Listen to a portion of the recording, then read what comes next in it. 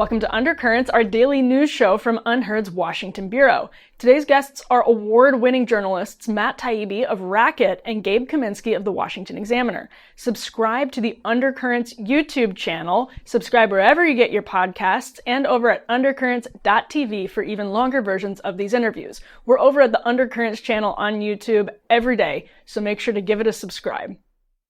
Our story today is a tangled web, but at its heart is a simple and troubling reality. The State Department sought to discredit journalists who reported on it. Josh Christensen of the New York Post published a bombshell report days ago, revealing an internal State Department memo from 2023. The memo is essentially a list of talking points that defend the State Department against evidence published by Taibbi and Kaminsky that showed the State Department's Global Engagement Center flagging alleged disinformation about COVID-19 directly to social media companies. So boiled down to its essence, this was government pressure to censor speech. Some of that speech, by the way, involved allegations that COVID-19 leaked from a lab funded in part by the US government, which was seen then as very conspiratorial by media and lawmakers, but is now viewed much more credibly. And that, of course, is exactly why the leaders of tech companies, for example, should tell the government to pound sand when it tries to suppress criticism of the government. Kaminsky reported on grants from the GEC, the GEC, to a group called the Global Disinformation Index, the GDI, which rated many credible media outlets, including UnHerd, as lacking credibility, basically creating a blacklist for advertisers who wanted to steer their marketing away from literal disinformation, but ended up being told by a government-funded group to steer their advertising dollars away from perfectly credible outlets. At UnHerd, for example, GDI used government resources to list us because we published criticisms of trans ideology, as our editor-in-chief Freddie Sayers reported back in April.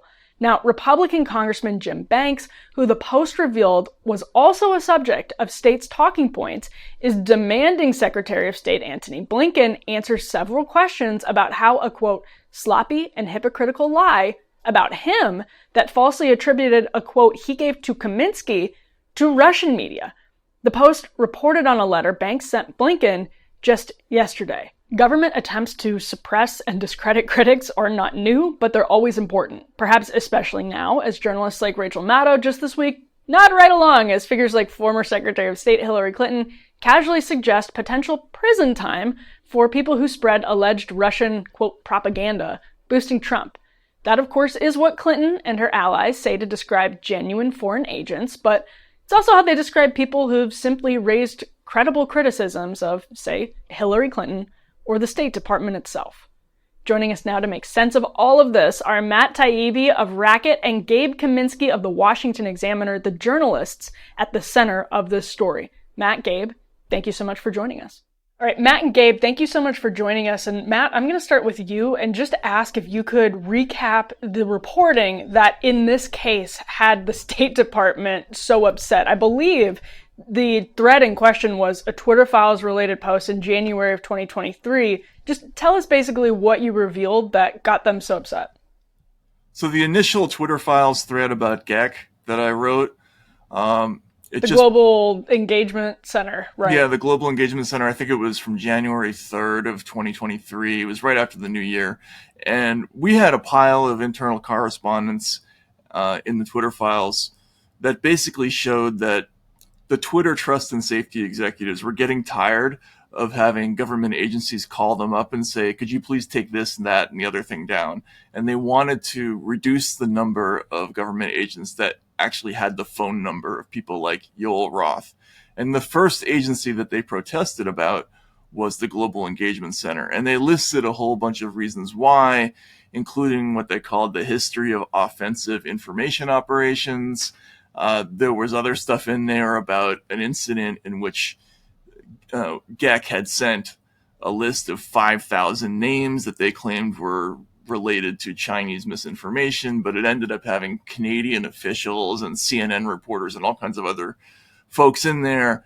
So it wasn't kind to the Global Engagement Center, but it wasn't the really damaging stuff that we found later. But clearly they didn't like being in the news because they were largely an anonymous presence nationally at that time. Okay, and the Global Engagement Center is essentially an arm of the State Department, right? Yes, I'm sorry, I forgot to leave out that crucial part. So, the Global Engagement Center was founded by an executive order by Barack Obama in his last year of office, and it was a new incarnation of what had been a counterterrorist messaging operation housed in the State Department that now had this new, broader mission for counter messaging of all kinds of threats. And the rub with GAC is that it had always been focused almost exclusively on foreign populations speaking Arabic and other languages.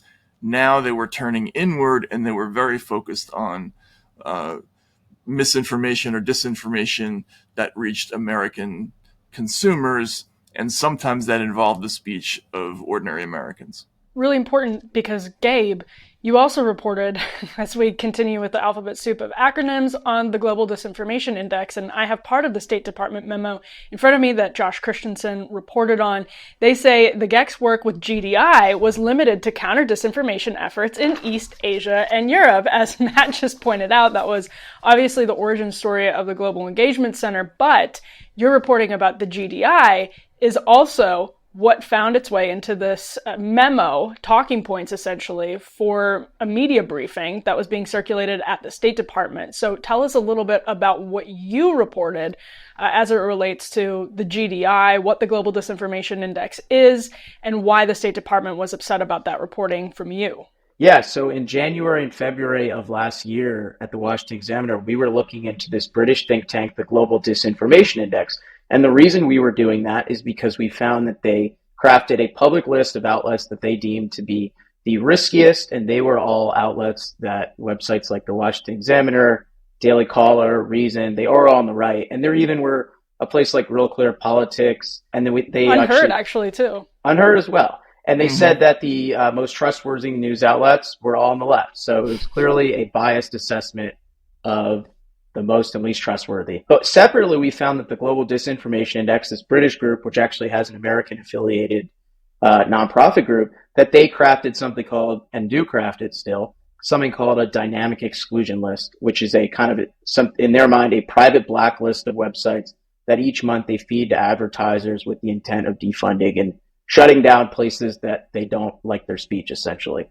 The kicker of it was we had found that the State Department's Global Engagement Center, the entity Matt was discussing, which essentially works with like the FBI, the Pentagon, all these agencies, that they granted $100,000 to the Global Disinformation Index.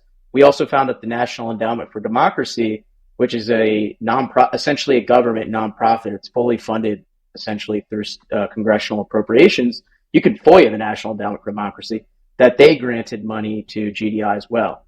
And so it kind of launched this congressional inquiry. Matt had covered it a little bit in his reporting, and other people began looking into GDI. UnHerd's done some great reporting on GDI as well.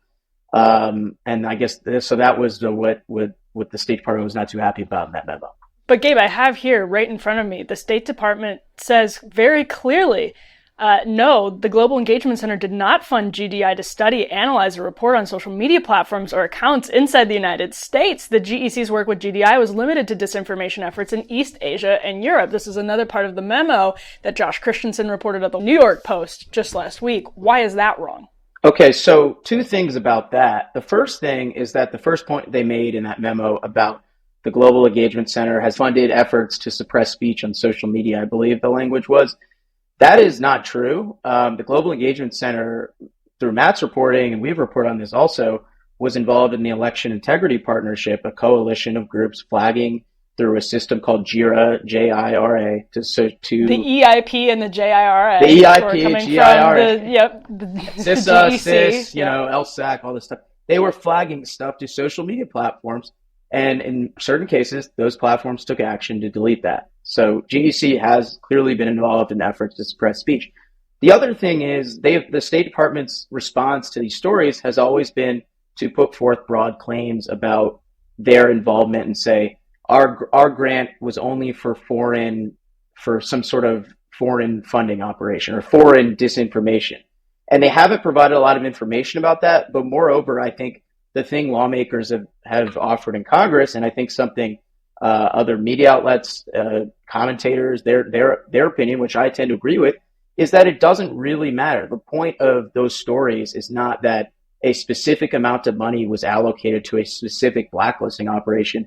It's that the State Department funded a group that engages in this widespread suppression effort domestically. Our reporting at the Examiner never specifically said this $100,000 was specifically earmarked to attack the Washington Examiner. We said that this group engaging in this really messed up activity is funded by taxpayer dollars. Your reporting on that has always been clear. Government-funded, taxpayer-funded group.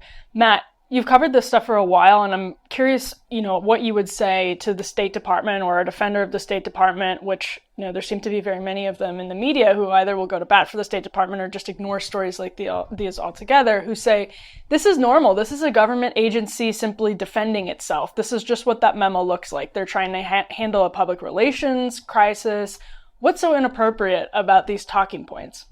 Well, for one thing, it's a little bit more extensive than just a memo. We've heard, Gabe's reported that they've briefed, a congressional committee really about both of us, kind of trying to discredit both of our reporting. And even in my case, going to some personal lengths, which is kind of offensive. But more to the point, I've been doing reporting for an awful long time, and I'm sure internally they do talk about how to respond to media. But there is always a presumption that journalists are people whose questions, that's part of our job, is to answer the questions of media. And sometimes they're good questions, sometimes they're bad questions. And, our way out, if the reporting is negative, is to correct those things publicly. It's not to discredit the reporters as people behind the scenes. You can see in this memo that they're not really addressing the factuality of the reporting. They're just looking for ways to kind of avoid talking about issues that are actually important. One of the key things that's really frustrating about all this is that GEC has a significant budget, and both Gabe and I looked at this. It's an image of 39 GEC contractors that was in an IG report, and 36 of them are redacted. And there's no reason the public should not know where nearly $100 million a year is spent on these kinds of activities. And they've hid this from us. They're not even telling Congress. They're telling them things like, we can't find the materials, or we spent it on radio programs without identifying what or where or in what country. So there's an evasiveness here that I would say is extremely unusual. Obviously, when you ask the Pentagon or the CIA a question, they're not going to answer. But it's a very strange response from the State Department. And Gabe, another thing that both of you have reported on, both in Racket and the Washington Examiner, is where the story went after January of 2023, the March of 2023, when this document was being circulated, how the State Department has reacted in terms of the money that it allocates and has allocated since, or did not allocate since, to the GEC, to the GDI. Tell us a little bit about the reaction in the year plus since some of these reports started becoming public. Yeah, so after our stories, the National Endowment for Democracy, which is essentially a nonprofit arm of the State Department, they had came out and said, we will not be funding GDI anymore because it, violates their mandate to act like GEC. They're only supposed to be acting in overseas ways, internationally. And this is an example of the GEC and NED funding, again, a group heavily engaged in domestic censorship efforts. So the National Endowment for Democracy had come out. Microsoft exited the political advertising space after it, but it took a very long time. I was emailing with them for a while. They said, after we first published our story, they said, we have opened an investigation, right? We have opened, whatever that means. And then and Gabe, just tell us, so that Microsoft, a little bit more about that story, because you reported this. Microsoft was using the GDI to determine, like many other companies, where it should steer its advertising dollars, which obviously would then starve news outlets that rely on advertising dollars of income simply because they were reporting something the government didn't like and ended up getting blacklisted by the GDI. Is that what happened? Yeah, that's exactly right. So Microsoft has an advertising platform called Xandr, Xandr, and Xandr subscribed to this GDI's dynamic exclusion list, which meant that each month Xandr would receive a report of the outlets the GDI doesn't like, and Xandr would then use that report to determine which outlets it would label in their advertising system as peddling disinformation, misinformation. In some cases, I think Town Hall was labeled as reprehensible and offensive, something they were very happy about. They were, kind of touting and maybe fundraised off of.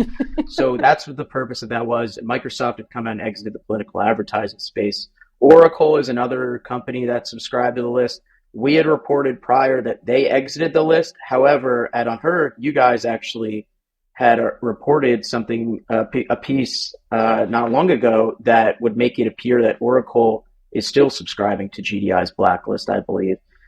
So Oracle kind of flip-flopped, it appears. But I guess a major development has also been lawsuits. So the Federalist, the Daily Wire joined in a lawsuit with Ken Paxton of Texas against the Global Engagement Center over their funding of GDI, and then NewsGuard, a company in New York that similarly rates news outlets based on their, alleged misinformation and disinformation levels. And I want to give both of you a chance to respond to the State Department's allegations that essentially you didn't do your due diligence as journalists. You're both excellent journalists, so those claims I don't personally take very seriously. But Matt, I'll start with you. The State Department alleged that you had taken things out of context, and actually they, threw a whole bunch of accusations against you as a journalist. How do you respond to the substance of their arguments to discredit you? So I don't know how much more due diligence they want me to do. I've sent out hundreds of Freedom of Information requests just about the Global Engagement Center. I've spent 2 years doing it. I've hired additional staff to look at this story. The Global Engagement Center, I thought, for a variety of reasons, was kind of central to what we were looking at in the Twitter files. There was a concept in there that we thought was incredibly dangerous.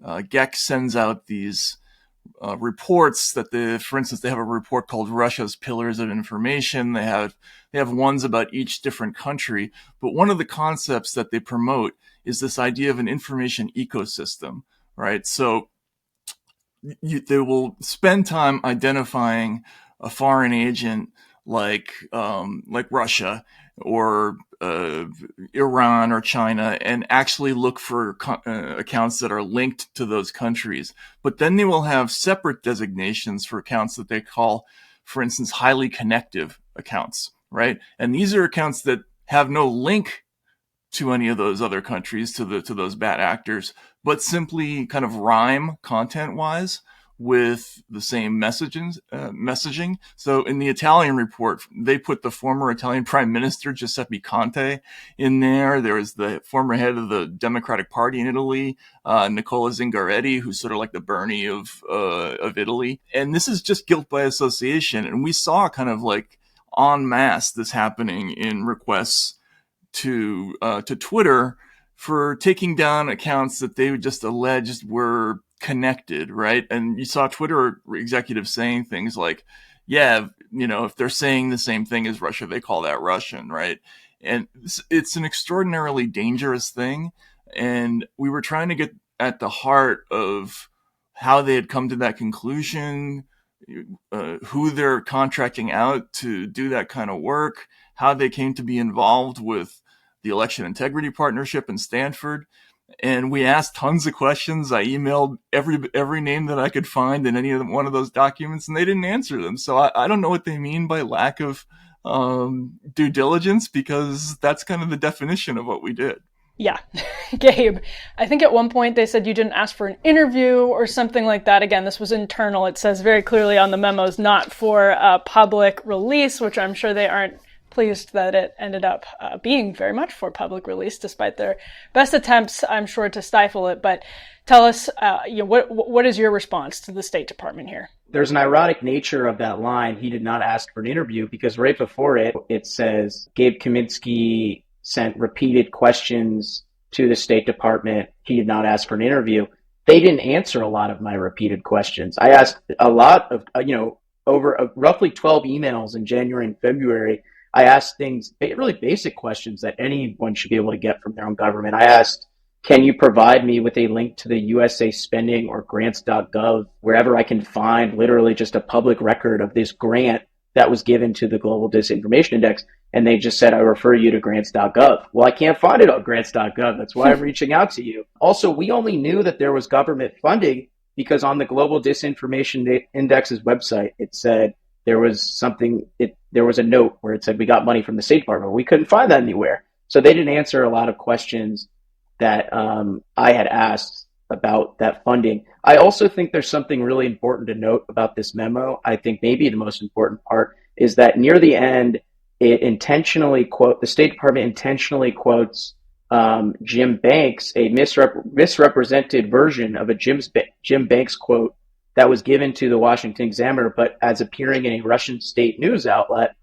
And I think that does make it seem like Jim Banks internally is speaking to a Russian news outlet. And that's something that Banks, in a letter to the State Department today, had raised concerns over, and he's not too happy about.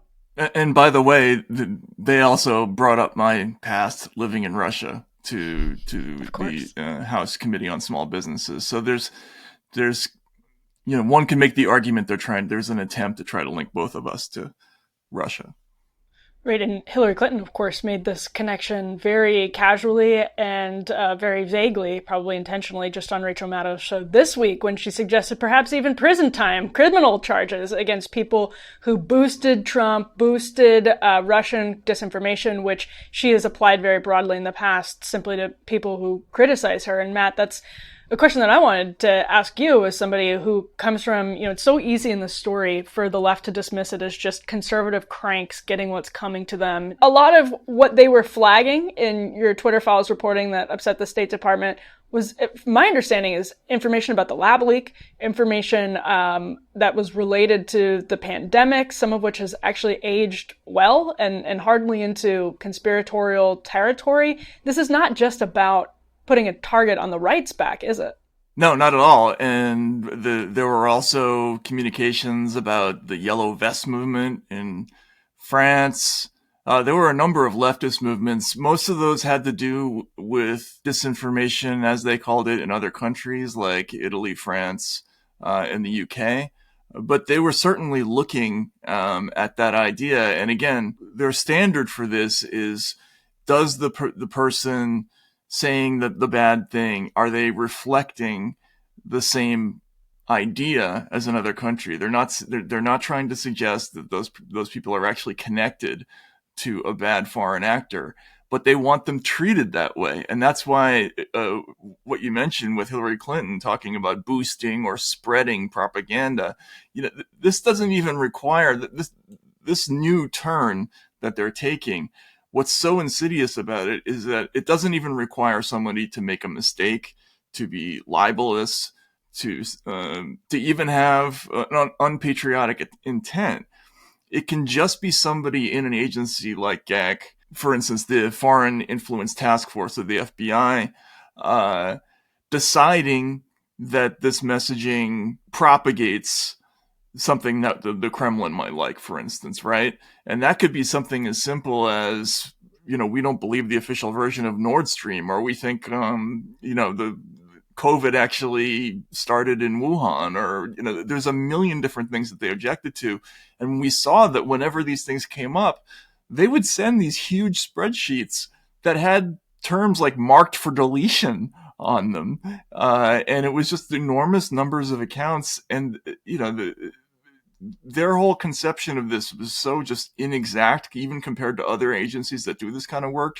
It was just frightening to look at. Gabe, at UnHerd, we were flagged for publishing Kathleen Stock, who the GDI said was a gender-critical feminist, or identified as a gender-critical feminist. And it was, publishing information that was critical, but in a way that's actually gone sort of mainstream in the UK at this point, of sort of trans ideology. And you spilled so much ink on the GDI, both of you did. And in your series, Gabe, Disinformation Inc., you got into some of the ideological disagreements, the State Department and then the GDI, apparently with no instruction from the State Department. But at this point, they wouldn't really need instruction from the State Department, I suppose, flagged as, being, what was they used a number of different terms, but potential disinformation, malinformation, misinformation. Yeah, they have a whole dictionary at this point to say the same dumb thing. But tell us a little bit about what they were flagging and why it wasn't just a matter of giving suggestions, but was something a little bit more given their government ties. So one example of an area that GDI had publicized that they were flagging related to the COVID-19 lab leak theory. They basically branded any news outlets that even flirted with that as peddling disinformation and misinformation. Presumably, if we had, non-public records, we could see that that's the sort of thing they were flagging through the dynamic exclusion list to advertisers. But that is a completely ridiculous means to flag disinformation. First of all, it's still a theory.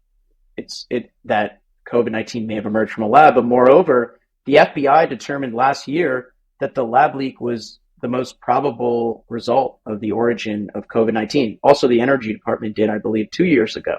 Yeah. So that DOE. Whoa, DOE, calm down there, guys. Immediately discredits getting a little kooky. The Biden administration there. But moreover, they also, this is a weird one, they flagged an opinion piece by Con Carroll in the Washington Examiner, who's our opinion editor, that actually it was less of an opinion piece. I believe it was a write-up of a social science research study that concluded the findings were that on average, conservative men and women are happier and more satisfied with their lives than liberal men and women. And because of the conclusion of that study was unfortunate or didn't match whatever GDI determines about politics, that was disinformation. There's probably other studies that have different assessments and they can share those, but they just determined that that's disinformation. So I think it was examples of opinions and then also just data actually that doesn't confirm certain biases they have. The other thing I just thought was important to note is that the Global Engagement Center, the State Department agency that funded GDI, as they continue to try to separate themselves from this notion that they have funded domestic censorship or groups funding domestic censorship, we had reported literally last week on this House Small Business Committee report that found that the Global Engagement Center was a participant, and maybe still is, we don't know, but recently in a private Google Groups email listserv in which the likes of Poynter, Snopes, Clemson University, and University of Washington professor Kate Starbird, and the National Endowment for Democracy discussed sort of their disdain for conservative media. They equated the Daily Caller to a white supremacy outlet and said that they did not believe that they deserved Poynter's fact-checking arm.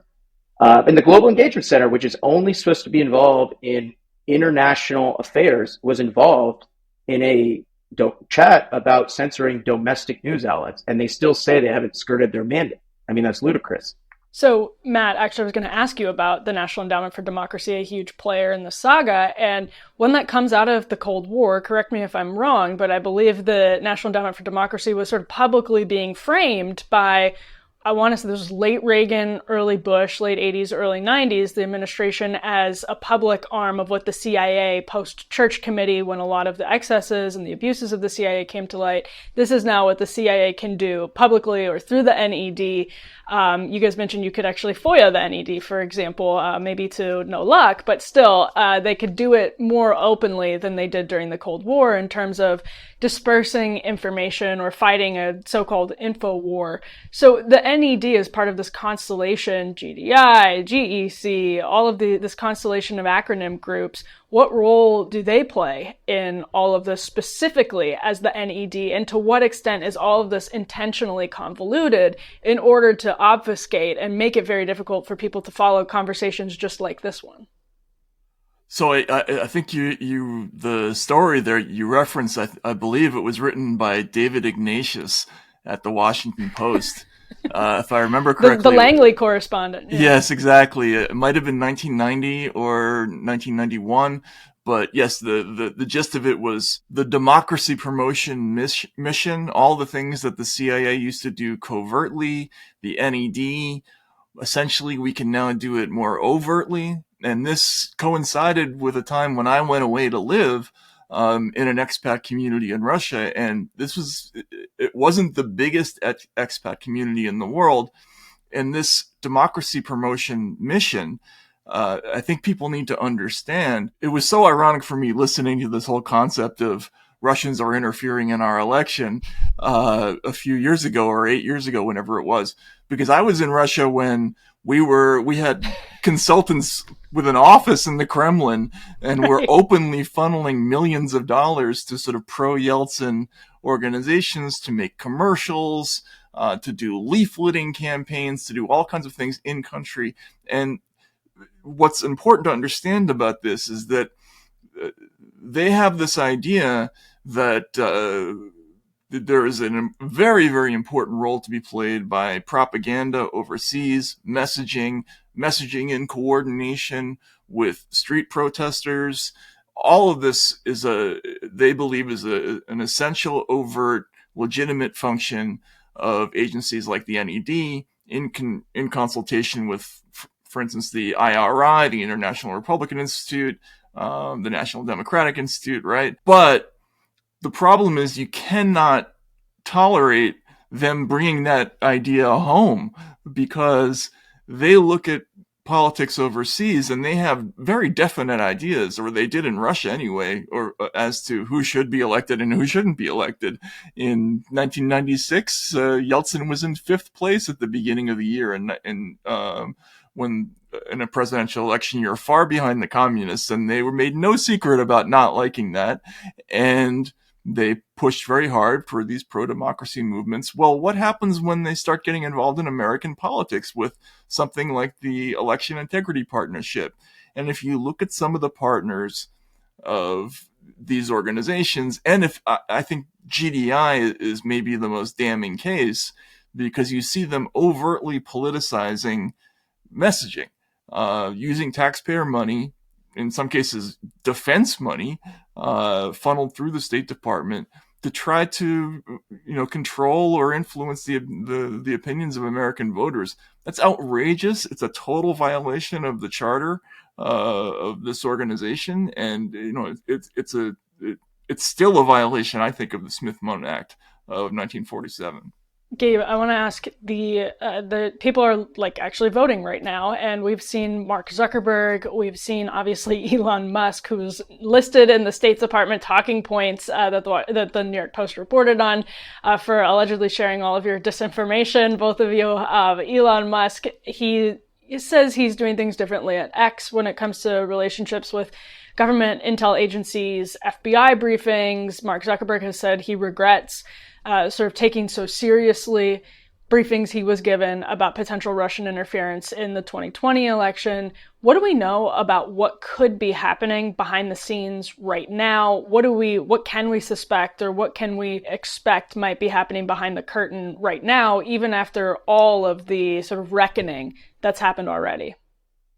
Well, I don't know. It's really hard for me to say what could or could not be happening with the 2024 election and behind the scenes, but I do think it's important to look back at the 2020 election, and it's a lot of Matt's reporting and the Twitter files reporting, which extensively detailed examples of efforts by the federal government, efforts by agencies to urge social media platforms to remove content that they disagree with. And as far as 2024, I don't know. I do think that the level of scrutiny on this obviously has increased a significant amount, I think, in the past year and a half or so, that could make it pretty tough for the government to do these behind the scenes. But I guess we can't put it by them necessarily. Do you have any thoughts on that, Matt? Gabe just referenced your Twitter files reporting about the frenzy in October of 2020 over the laptop. What do you think might be happening now? Well, also, we have to look at the evidence in the Murthy v. Missouri lawsuit that went to the Supreme Court, because they also, through depositions, they learned a lot that we didn't know about, the extent to which both GEC and the Department of Homeland Security were involved with operations like the Election Integrity Partnership. We do see that there have been lots of articles in which the people from the anti-disinformation world have complained that this intense scrutiny that they always describe as a right-wing phenomenon, Right. that has, thrown a monkey wrench into their kind-hearted efforts to, Joan Donovan. Right, yeah, Joan Donovan, Kate Starbird.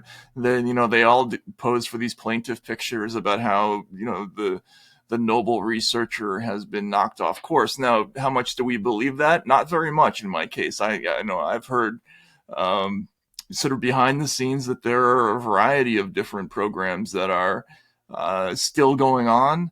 There has been an enormous emphasis on AI this time around, right? And we heard Senator Mark Warner even say, he openly announced that the government was going to be, all these agencies were going to be back in contact with all of the platforms because they expected the injunction on that behavior to be lifted, which it is.